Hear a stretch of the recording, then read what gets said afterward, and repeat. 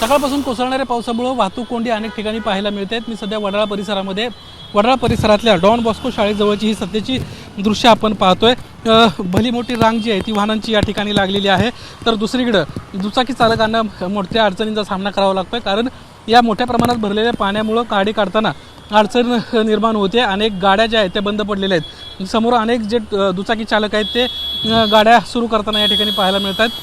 जोरदार पावसामुळे जबरदस्त फटका जो आहे तो आता वाहन चालक असतील, यासोबतच रस्ते वाहतुकीने चालत जाणारी मंडळी असतील, या सर्वांनाच बसलेला आहे। बेस्ट प्रशासनाची गाडी जी आहे ती गाडी देखील या ठिकाणी अडकलेली आहे।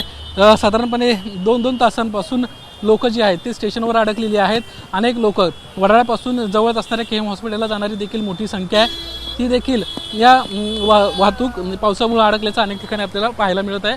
काही लोकांशी बातचीत करण्याचा प्रयत्न केला त्यावेळेस 5-5, 6-6 किलोमीटर चालत येत असल्याचं देखील त्यांचं म्हणणं आहे। ही सध्याची वडाळा परिसरातील दृश्य आणि शाळेतून घरी जाणारी मुलं, यासोबतच कामावरून मधूनच घरी जाणारी सर्व नागरिक, अशा पद्धतीचं हे सध्याचं चित्र या ठिकाणी आपल्याला पाहायला मिळत आहे। दादा, दुचाकी चालकांशी बातचीत करणार आहोत। काय कुठून आला तुम्ही?